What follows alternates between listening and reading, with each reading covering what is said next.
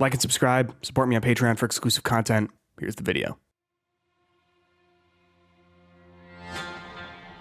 Atsu has a list of names around her waist. The snake, the oni, the kitsune, the spider, the dragon, and Lord Saito himself. This is all Atsu is. She's returned to Ezo, sitting in the shadow of Mount Yotei to enact revenge on the Yotei Six, the people who murdered her family. The game starts with a confrontation. Atsu cuts her way through a handful of drunk soldiers as she approaches the snake. She challenges him, duels him in two places at once, the small settlement village he's been wasting away, drinking himself to death in, and in the burning wreckage of Atsu's childhood home, the site of her family's murder. Maybe she's still just a child timidly holding a sword. Maybe no time has passed at all. The snake gets the upper hand, stabs Atsu through the stomach, but she grabs the knife around his waist and pierces him again and again and again until the job is done. The pair collapse in the mud and blood, and they both die, lit only by the flames of hatred and conviction. A gust of wind. The townspeople gather around the site. Atsu gasps and opens her eyes, pushing the snake's lifeless body off her. His empty husk rolls heavily in the mud. Death is not ready for her yet. Atsu stands and crosses the snake off her list with her sword, inking his name in blood. Onryo, they call her. A ghost. Atsu climbs onto her horse and departs. To where? Onward. This is how Ghost of Yotei introduces its protagonist. Atsu is a callous killer who will not die until she is done with the Yotei Six. She is no longer a human, but a ghost, an Onryo propelled forward by her hatred and revenge. This would be a great start to a character, an excellent introduction for a story centered around a person hell-bent on getting revenge, exploring the pain that causes a person to dig into the unholy parts of ourselves that allow us to push forward, fueled purely by spite and grit. But this is not an introduction to Atsu. This is all Atsu is. We will never learn another thing about her, never see her become a character worth investigating. This is the most boring sequel of all time.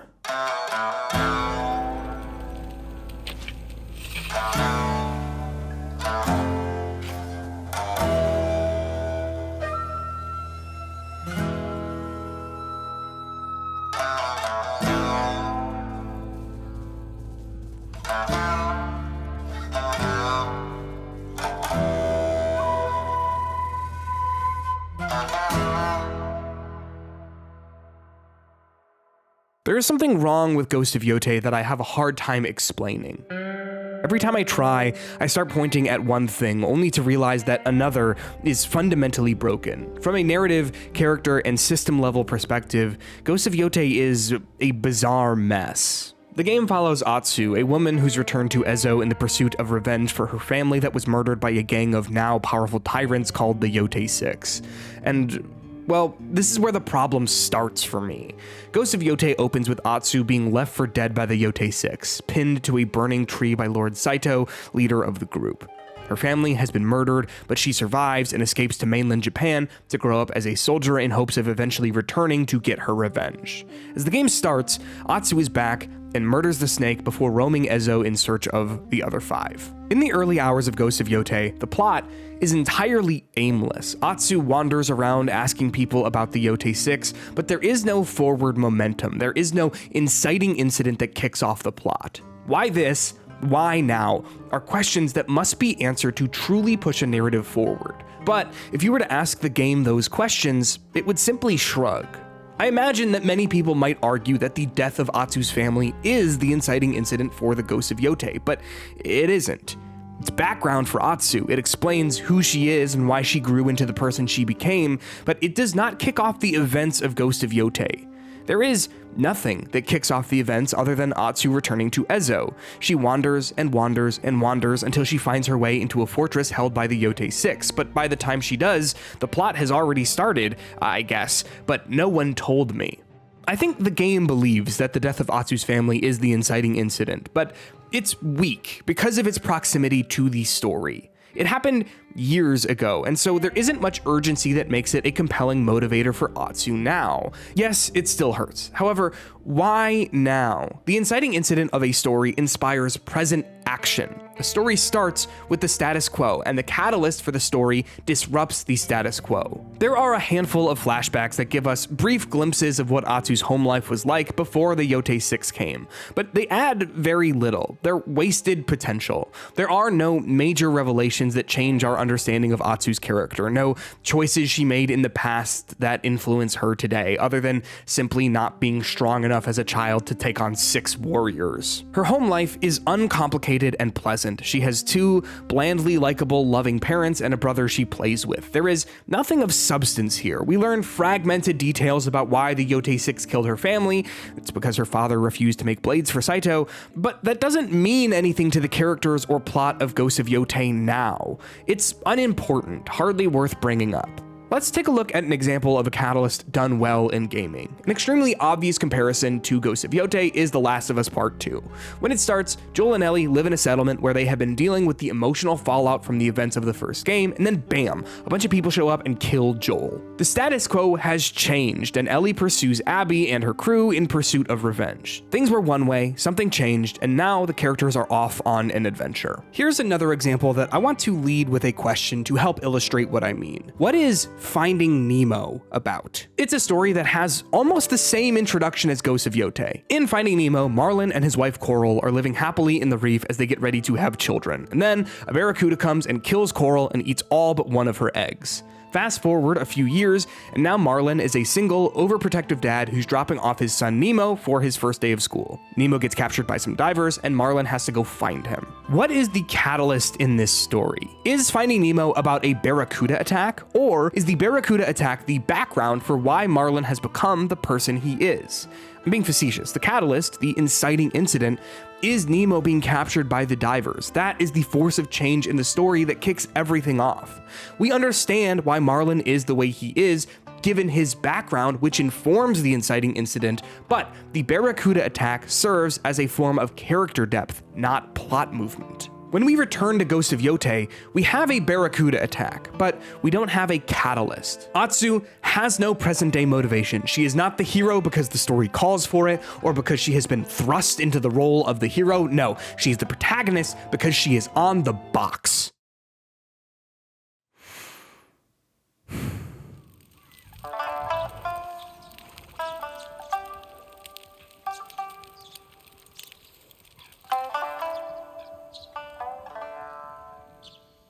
This problem persists through the entirety of Ghost of Yotei. Atsu is a weak character with weak motivations. She very rarely makes choices that tell us anything about her. Here are the things I know about Atsu.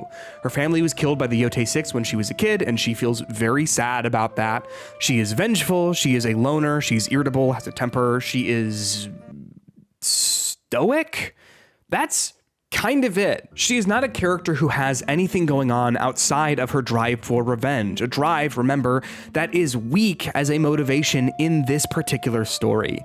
She is a single-minded person without depth. Single-minded characters aren't bad by default. Most characters have a singular goal. However, a well-written narrative pushes a character to make choices that reveal things to us about who they are and the things that are important to them. Atsu walks through the plot of Ghosts of Yotei largely unchallenged in any significant, tangible way. She meets characters who challenge the way she's going to get revenge on the Yotei 6, but rarely do they call into question her want for revenge in the first place. For example, after she discovers that her brother Jubei is alive and now a samurai in clan Matsumai, the faction trying to regain control of Ezo, Jubei butts heads with Atsu when she reveals that she's going to sneak into a fortress and kill the Oni on her own. He does not challenge her right to get revenge, but is instead caught up with the political fallout that would happen if the Oni were not killed by the Matsumai. Atsu tries to kill the Oni anyway with Jubei's help. The plan fails, the Oni retaliates by killing the Matsumai army in the area, and then Jubei decides again to go along with Atsu's new plan for killing the Oni.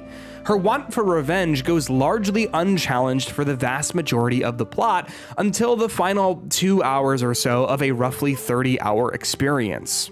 Let's talk about revenge as a narrative thrust. The premise of a game centered around getting revenge on the people who wronged you is old news. We've been getting revenge on bad guys who kill our families since Max Payne in 2001. But over the last decade or so, games have become interested in exploring the nuance of traditional video game tropes like violence and revenge. When positioning a narrative in 2025 from the perspective of this person starts the story looking for revenge, we automatically assume that they're going to learn some lesson about it, especially if it's one of these big budget, performance-driven Sony games that put a large emphasis on realism and their central cast. So what does Atsu learn at the end of the story? What is the big takeaway? Well, it's actually super unclear. I mean, the game wants you to think that Atsu learned that revenge is bad and that there are better things to live for, but it doesn't quite happen that way. Towards the end, Atsu finally makes a character-defining choice. She's given a chance to kill one of the remaining members of the Yotei 6, or she can walk away for now and help save her niece Kiku. She chooses to kill the dragon, and as a result,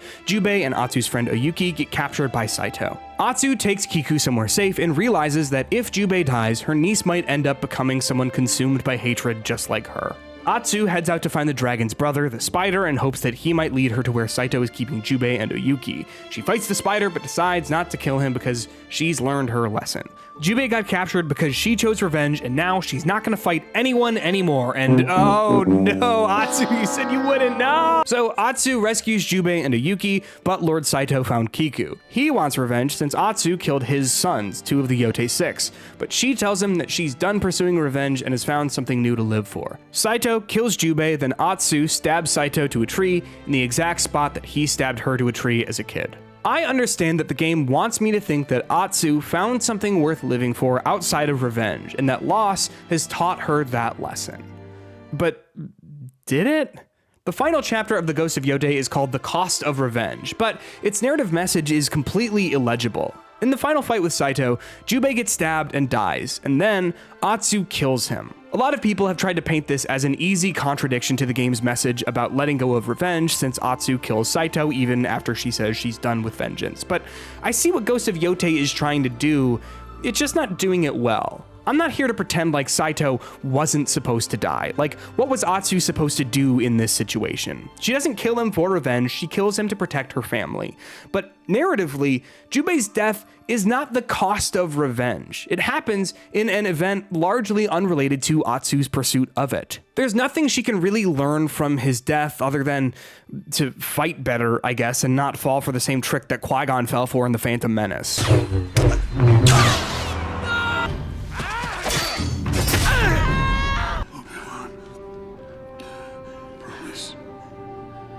Promise me you will train the boy. Yes, Master.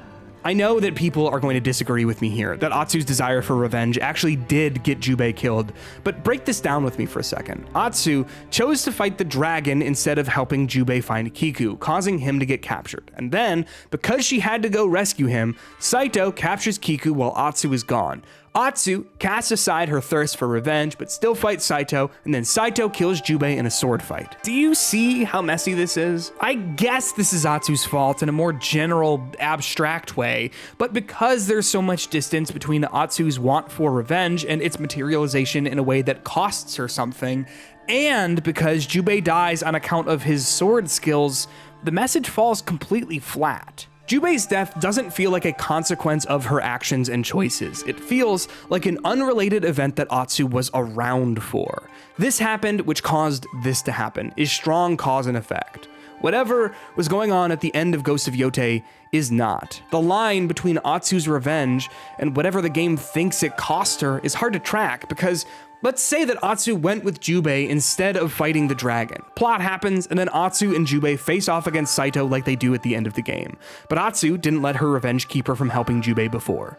Saito probably still kills Jubei, but would that be Atsu's fault? If the effect part of cause and effect is the same regardless of what happens in the cause, then it means you don't have cause and effect. You just have a thing that happens. Jubei didn't die because of Atsu.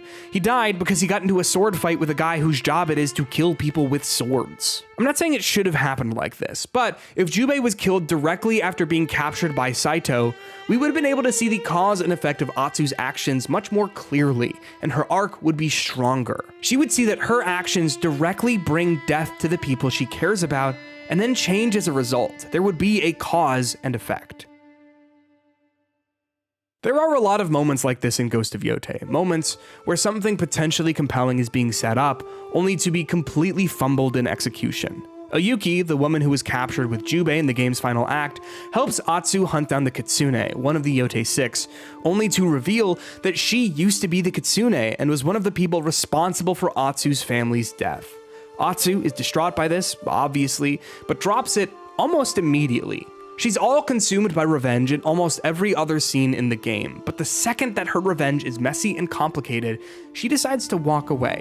Oyuki explains that there's a new Kitsune who took up the mask after she left, and that's that. Atsu forgives her in about 15 minutes and then goes out and kills some guy who, personally, is completely unrelated to Atsu's struggle. I was really excited when it seemed like Atsu was going to kill Oyuki and potentially let the new Kitsune live, because we would have learned something about her. Atsu would have made a character-defining choice. If Atsu killed Oyuki, it would have been senseless, a murder born exclusively from revenge, regardless of who Oyuki has become, regardless of the fact that she seems interested in actually helping people now. It would have reinforced the fact that Atsu is who she postures at being, a callous killer hell-bent on revenge no matter what, but instead, she just folds at the slightest amount of pushback. I'm not going to rewrite the story for Sucker Punch, but every time the story threatens to get interesting, I call its bluff, and then it lets me down. Atsu comes across as one-dimensional, both unable to think about anything other than getting revenge for her family, while also willing to walk away from her pursuit the second that she's challenged in any way that isn't completely surface level. She tells Jubei that she intentionally inhales smoke when sitting around the fire just to be reminded of the night she lost her family, with a completely straight face. She's literally doing the joke from Into the Spider-Verse about holding matches, but without a trace of irony. I like to make a fire and breathe in the smoke and remember what it was like being pinned to that tree. And how I didn't die because I freed myself. That grip around your neck, it'll keep you alive. Sometimes I let matches burn down to my fingertips just to feel something, anything. This is the character that reviews from critics and fans of the game alike are telling me is one of the best written on the PS5. I hope you can see that I'm trying to meet the game where it's at, trying to accept its logic to the best of my ability, but Ghost of Yotei can't seem to stop stepping on its own foot. Mechanically, the game suffers from similar issues as the narrative, an overall disconnect between its lead character's intentions and the game that Sucker Punch wanted to make. In Ghost of Tsushima, the first game in the series, Jin was a samurai who was forced to make a choice, continue his family legacy of honorable combat resulting in the people of his land being slaughtered by the Mongol Empire, or abandon his family values to become a dishonorable shinobi who can actually save the people of Tsushima. Mechanically, the game gives the player the choice between slitting throats in the shadows or performing standoffs where you call all the Mongols in a camp to come out and face you. It's an interesting system that further enforces Jin's internal struggle to fight with honor and potentially die by stacking the deck in your opponent's favor, or fight like a thief and have the advantage. This conflict is central to Jin's entire character arc, and Ghost of Tsushima does a good job of exploring the different ways that Jin feels about it. He takes pride in being a samurai, but also takes pride in helping the people of his community. Is it dishonorable to help if helping doesn't abide by the code he was taught to live by? Anyway, Ghost of Yotei lets you do the exact same thing. You can do the standoff, sneaking, there's just no reason for it. Atsu even comments several times about her disdain for both the concept of honor and the overblown worship of the samurai. So why, then, would she perform these standoffs if she doesn't care about what they represent or why someone would do them? Well, because it's Ghost of Tsushima 2, not its own separate thing, despite what the title would tell you. I'm not saying that Ghost of Tsushima is Shakespeare or anything, it certainly got its fair share of problems, but at the very least, it made sense why Jin was the main character of that story and why he was given the abilities he had. Like her role in a story without a catalyst, like her role as a character without a meaningful arc, Atsu is given a toolkit fit for the main character of a game about a samurai simply because she is on the box, not because the game has considered who she is and why she would have the abilities she does. I wish Ghost of Yotei leaned harder into the idea that Atsu is a vengeful spirit. She dies right at the start of the game and is brought back to life out of spite for the living. She even says in her narration that she is a vengeful spirit. One of the abilities she has lets her reanimate after all of her health has been drained, and this causes the enemies around her to stagger backward in fear. It's a mechanical manifestation of the small parts of her character that actually exist, and I would have liked to see more of that sort of thing in Ghost of Yotei to reinforce Atsu's character using choices that the player can make, like they do in Ghost of Tsushima. But like Atsu's character, this ability is purely aesthetic in nature. It does nothing to further our understanding of who she is or establish a deeper connection between the player and Atsu. It's not meant to be understood, just to be seen as cool and nothing more. What breaks my heart is that Atsu is cool. Sucker Punch has done a great job at making frames of Ghost of Yotei look immaculate, moments where Atsu seems like a badass. But when you peel back why Atsu is cool, it has nothing to do with her character. It's all aesthetic choices. She wields 2 swords at once and cuts bad guys' heads off. She postures well, looks the part of a great character, but isn't. There is no core to her narratively, mechanically, or otherwise, and I just think that's a shame. Ghost of Yotei is shallow, but not just because of Atsu. Atsu is a big part of it because she's the main character, but there are plenty of aspects to the game that, when interrogated, reveal themselves to be hollow. I was having a hard time figuring out why I was feeling like Ghost of Yotei's world felt so small despite the huge physical space it takes up, but it all came together when I was reflecting on the Night of the Burning Tree. The Night of the Burning Tree is what the people of Ezo refer to when they discuss the death of Atsu's family, since the Yotei 6 burned the giant tree next to their house. But if the Yotei 6 are so bad, and they rule Ezo as tyrannical lords, then why is that day significant? So significant that the people of Ezo have given it a reverent name? When you end up going to Ishikari Plains, basically every town in the area has been burned to the ground. Are those events not just as impactful as the murder of a single family? I understand that Atsu's father had a history with Lord Saito, which is why he was killed, but there is no reason why that event would be special to the people of Ezo, especially years after it happened, years after the Yotei 6 have continued to pillage the land. Well, there is one reason why it's important. It happened to the main character of Ghost of Yotei. This bit of world building leaves the game feeling like its land has no history. We see with our eyes that the Yotei 6 have ravaged the island, but according to the people who live there, it may as well not have happened. Another great example of Ghost of Yotei's lack of depth comes in the form of the Wolf Pack, a menu in the game that shows you all of the people who will help out Atsu on her journey. There are 17 characters in total listed here, but the vast majority of them are just vendors who sell you stuff and a literal bird. I would argue that only 4 of the 17 characters have any real depth and impact on the story. The rest just sell you stuff or upgrade your armor. Ghost of Yotei pretends to have a rich cast of characters who each impact Atsu's journey, but it doesn't. I laugh a little bit about the inclusion of the bird in the wolf pack, but at the end of the day, it has about the same amount of impact as the guy who sells you firebombs. These are all characters you meet in passing. They are not substantial pillars of Ghost of Yotei that make it feel alive, even though the game pretends like it wants to be the type of game that puts a heavy emphasis on its supporting cast like Persona or Mass Effect.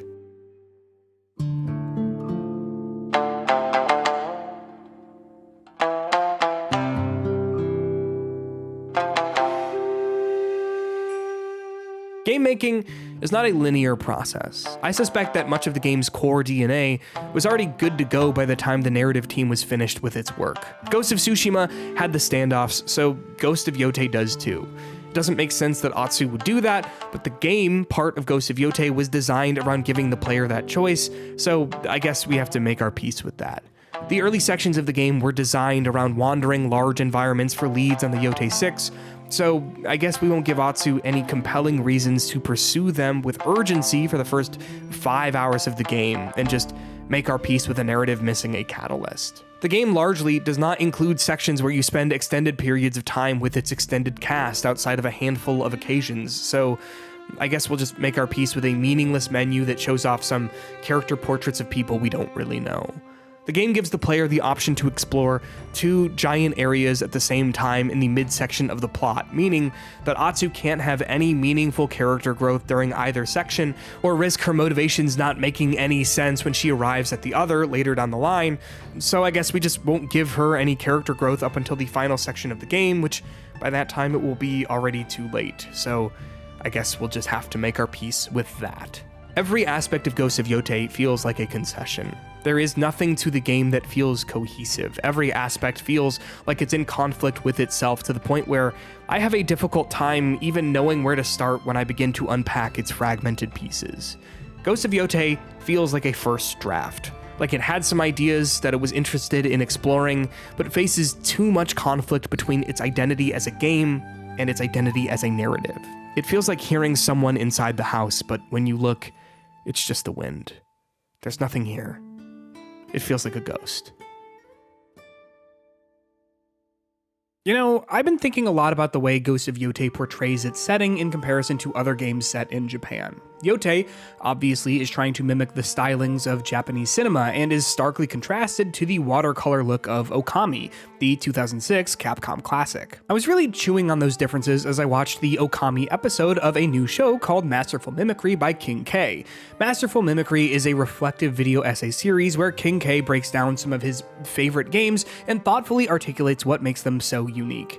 As someone who's never actually played Okami before, I thought his perspective on it was really interesting. If you've never watched KingK, these sorts of retrospectives are really where he shines, and Masterful Mimicry is a great place to start with him. The only place you can watch Masterful Mimicry is on Nebula, this video's sponsor, which is a streaming service and a home for thoughtful, exclusive content from plenty of great creators that you probably already know and watch, like KingK, Jacob Geller, Rasputin, and Game Maker's Toolkit, to name just a few. And also, starting this month, me. If you use the link in the description of this video, you'll get 40% off a subscription to Nebula, which gets you access to all sorts of exclusive content, plus all of my videos early. Like this video, the one you're watching now, was up a whole day early for Nebula subscribers. If you subscribe and do a binge of my entire channel, ad-free by the way, make sure to also check out the other Nebula original content like Abolish Everything, Amy's Dead End Dreamhouse, and Scav, a show about the world's largest scavenger hunt set in Chicago. Who knows? Maybe the Scav crew will be running around in the background of my next video. That is, if I ever leave my apartment. So again, use the link in my description for 40% off a Nebula subscription to support me, and look forward to the exclusive content that I'm currently cooking up for the service. Thanks for watching. Like and subscribe. I've got your back.